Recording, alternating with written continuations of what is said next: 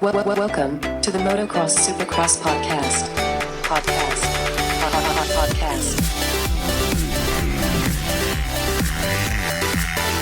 3, 2, 1, 0. Motocross Supercross podcast. Episode 163. Oakland is done, and we are looking at San Diego, one of our last West Coast rounds of this series. I'm Adam here with Claudio. What's up, Claudio? Yep. Coming into an end to the West Coast era. Getting ready for the East Coast. New riders, new numbers.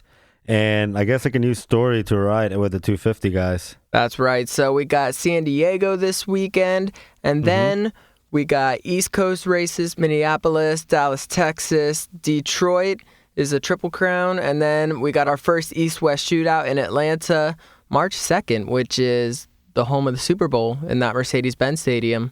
That's right. We're still here. We're still here. We're still here. Yeah, there were definitely some funny moments happening over there at the Super Bowl with Tom Brady and Gronk, and dude, it's always a good time. So I think I'm sure there is, whenever it's going to be really funny whenever Tom's lifting up MVP trophy again. Yeah, I don't want to get too deep into it, but I want the Rams to win, but I feel like the Patriots got it this year. I'm sure you do. Yeah. Drinking all that haterade and stuff. Yep. Everyone hates the Patriots except you for some reason and people that live in New England. But enough football talk. Let's get into some dirt bike news before we jump into the San Diego race. Yeah, it's we got a little bit to talk about, keep you guys up to date. I got a pretty, I don't know how you want to see this story, but Ryan Hughes, I don't know if you've seen any of this. I have not. What's happening with Ryan Hughes? So Ryan Hughes suffered a compound fracture on his left femur. No. Today. No way. Yeah. He said he's not taking any pain meds at all.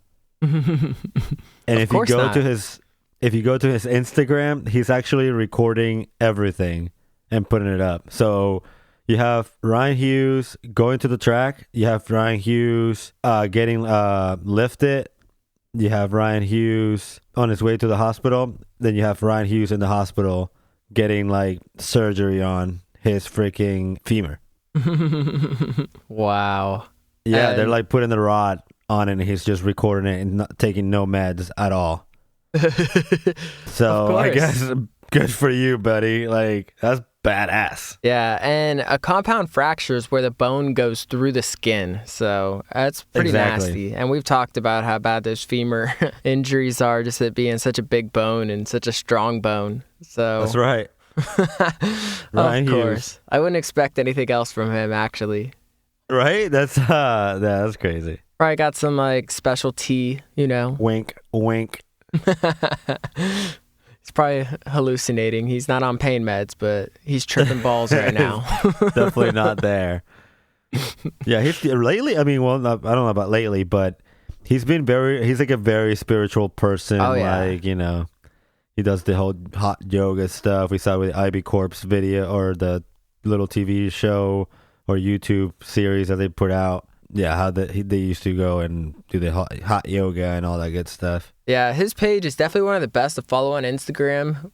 Mixed in all that is some like inspirational quotes, and he'll just like disappear in the mountains to just like cleanse his soul and stuff. Like it's just it's a great account to follow. He's like in New Zealand one night, and then he's like in Spain the next day, and then Hawaii, and then getting right to the hospital. That is so not cool. Actually, it's not funny, but at the same time, Ryan Hughes, man, one of the like characters. He's definitely a Hall of Famer, I would say.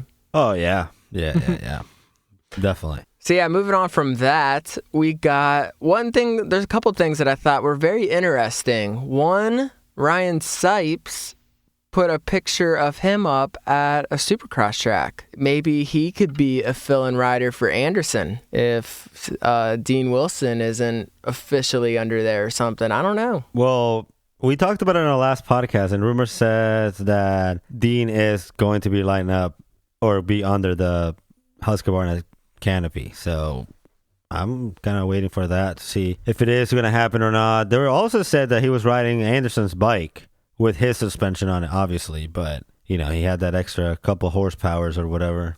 Yeah, and that really expensive suspension, for sure. So I just thought that was interesting. Maybe we will see Ryan Sipes sometime. Who knows? Maybe that Team Puerto Rico ride, really give him a confidence boost, and he put him in the resume, bro. That's MX of Nations right there. I mean, that's something you can put in your resume right there. I raced MX of Nations for Team Puerto Rico. Yeah, definitely. And speaking of the MX of Nations, I think we got some news on that, right?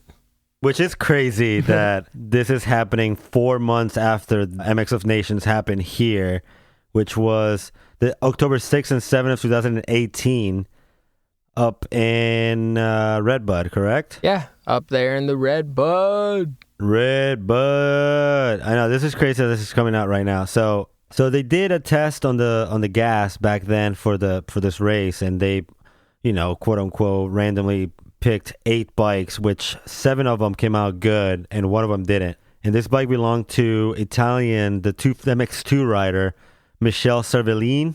Okay. He was number 20. So I guess they found something in his gas, and they decided to disqualify Italy completely from the tournament. So as we remember, Italy got second, just a couple of points behind the French team, who, just won it again for like the 6th time in a row. Yeah. So Italy's going to go up to, or down to 30th place, and then it's going to move. Netherlands will go to 2nd place, which they got 3rd. Great Britain, they move up to 3rd position. Obviously, they got 4th place. Team Australia, which you remember, they were doing a hell of a job into the last moto, moves up to 4. And then Team USA.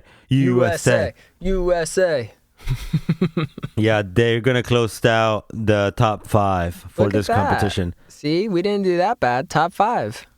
There you go. All right.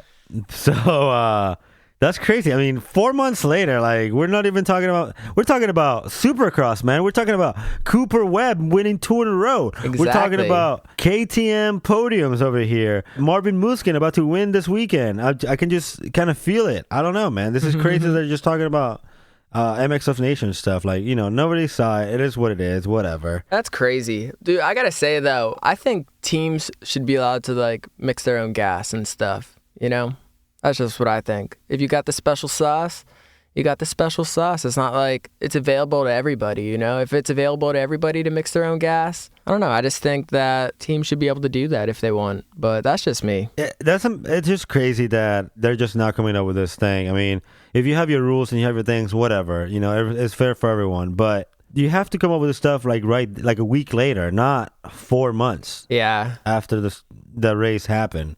See, if I was Italy, I'd be so upset at this, just mainly because of that one reason alone. And the other reason is there's probably just small trace amounts of whatever was banned. And that's probably why it took them so long, because they had to just test the crap out of it. I don't know. I'm not a fan of that. Penalize them. But hey, USA, see, moving up. Top 5, baby. See if we can get a couple of other people disqualified for something in the next 5 months. Maybe we can get up to that podium. Some other news that we got happening, and this is another one that I found interesting. The Cycle Trader Rock River Yamaha posted on Instagram, "Welcome to the team, Ryan Brees." So Ryan Brees, who we saw get 18th in Oakland this past week in the 450 class, he's going to be riding for the Cycle Trader Rock River. So I thought that was cool. That is cool. They had another rider, and it was Matt Bisceglia. And Matt Bisceglia hasn't made a main event yet. So I don't know if they kicked him to the curb or if they're just adding a rider, but Ryan Brees, I think that's only his first main event, too, of this whole season. Or actually, he made Anaheim 1. He got 20th in Anaheim 1 and then 18th in Oakland. So, welcome to the team. There it is. It's your team? That's what it says. Yeah, I just thought that was interesting. Matt Bisceglia, obviously a bigger name years ago, just hasn't gotten things together this year. Yep, so not 100% sure if Bisceglia is still on the team or not, but Ryan Brees, you put in 2 good rides, maybe you get a little promotion. So that's kind of cool for him. Yeah, that's awesome. I guess take advantage of it, and trying to make some more mains. Exactly. That 450 class is stacked, so we'll have to just wait and see what he can do this week in San Diego. Hopefully, it helps. Yeah, speaking of San Diego, I don't know if you've looked at the track, but it looks pretty badass. They're bringing back the obstacles in the inside to not make it such a one-line kind of track, which is really cool. They have a back-to-back whoop section, which we saw last week. Yeah. It's key, and you can get a lot of passes on it. I like that they have the drag strip type whoop section going into the finish line. Again, utilizing as much as possible. Yeah, I'm always a fan of the whoop section right before the finish line. I love sections before the finish line. I don't like the finish line coming out of a turn. Yeah, we saw it on the Triple Crown a couple of weeks ago, and it was interesting. Yeah, very interesting. And back-to-back weeks where we get back-to-back whoop sections. So that's cool. Yep.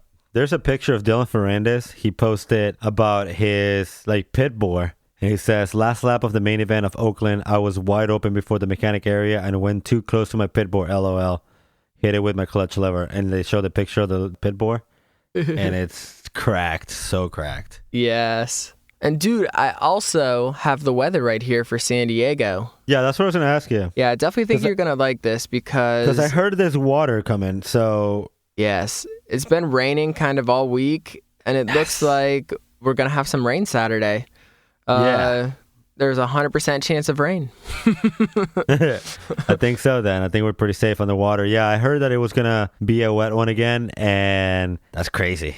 Yeah, literally rain every day except Friday. So we might have a dry press day or maybe not, depending on how much it rains Thursday. Or they might even cancel press day if it's too bad. But yeah, Saturday, 100% chance of rain and cold, high 62. I mean, not as cold as it is everywhere else, but for us in Florida, that's kind of cold.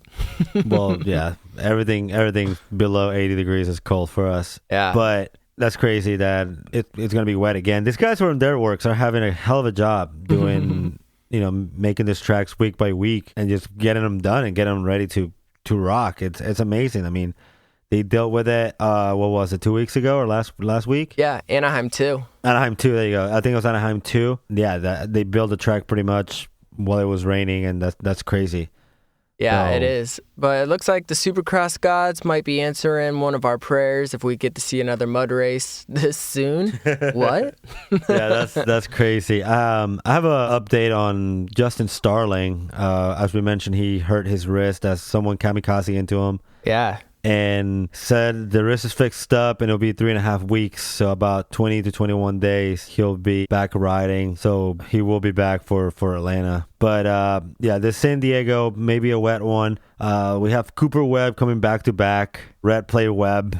I don't know. We need to come up with something. Yeah, I still didn't come up with anything, but Cooper Webb will be running that red plate. He looked good. Can he do it again? I said there's a chance he could win every race the rest of this season. But actually, I wouldn't get too excited about that because, like you said, Marvin Musquin, who really looked good, it might be time for him. It's time to get it in gear. As we said, the Supercross season is a quarter of the way over. So it's going by fast. So if you're going to step up, we got to start stepping up. And before we fall too far behind in these points. Yeah, you're going to like this. So last year, Marvin Musquin got second behind Jason Anderson. Mm-hmm. And Blake Baggett, he got third. Also, Cole Seeley, who got fourth, he led 12 laps this main event last year. So Cole Seeley, after, looking really good and then having his problems last week, maybe he's got to finish up there. You have to believe so. Yeah, so, but yeah, we'll talk about what we think, what's going to happen in our prediction podcast, but yeah, I figured you'll like that. But so I don't know if you're a fan of when people talk about like statistics and all this stuff. But of course, let's hear it. Okay, so do you think Cooper Webb can win it? Yeah, I do. I really do. He's a serious contender now. We can't count him out anymore. That's it. He's red plate, man. He's got the red plate. That's true. For the first time after winning, just his first race in the Premier class and then repeating it the week after. So they say that in the 450 class, 68% of the time when whoever's leading after round 4, it's usually the champ. Oh, yeah? Yeah, so this is 30 out of 44 seasons that this has happened. Interesting. Yeah, Cooper Webb could be the champ. Yeah, so the point leaders after round 4 has become the champ in the 450 class. But yeah, dude, that's just crazy. And also, I mean, it's still really close in the points with the 450s. We got Ken Roczen. And the 250. Yeah, and the 250s. We got a 2-point gap between Cooper Webb and Ken Roczen. Tomac's 3 points behind, and Marvin is 4 points behind. So it could be any one of those 4 guys, maybe even someone else if they really turn it up in some bad finishes by some of those. And yeah, like you said, the 250 class is also close. Adam Cincerulo is 3 points behind Colt Nichols. Shane McElrath is 4 points behind. And Dylan Ferrandis is 5 points behind. So it's also really close there too. And this 250 class, as we started to say earlier, this is their last West Coast race for a little bit because they're not going to be racing again until Atlanta, which is the East-West Shootout, March 2nd, round 9. And then after that, they'll be back in Seattle, round 12, which is March 23rd. And then then they have a Triple Crown, and then Denver, and then Vegas. Yeah, so they still have 4 races left, but the big bulk of the West Coast season is over, bro. Like, they're kind of just coming back at the end for a little hit there. But yeah, it looks like this weekend is going to be very important for this 250 points championship. Yeah, especially if you're going into a break, you definitely want to be on top of that points standing, and you want to go into Atlanta with that red plate. I'm sure you want to show everyone who's leading that West Coast points. Yep, and those shootouts can be crazy because obviously you got the East Coast with them mixed in there too. So if you have a bad result there, you're not going to score very many points at all. So, dude, I love how the season's shaping up to be right now. Some close battles. We still don't know. We have an idea of who's running up top, but it's, as we've been saying, it's anybody's game. Yeah, we have in a couple of weeks. We have San Diego this weekend, and then we have Minneapolis. We're gonna see Zach Osborne come back. Yep. And something that we've been talking about, and I'm just now seeing some stuff on it. So I figure why not touch up on it. But yeah, he will be back for Minneapolis, and I'm excited to see what he can do with all these guys in stacked class. Of course, all that hype around him. Then he gets hurt right before the season starts. So he's definitely out of it for the championship, but he still can prove that he's a front runner if he comes out swinging. That's right. Well, is there anything else we should add to this little preview of San Diego? I think we covered the majority of what we wanted to talk about. Thank you guys for listening, and make sure you guys follow at MXSX Podcast. And see you next time. Yep, check out our videos on YouTube. Peace.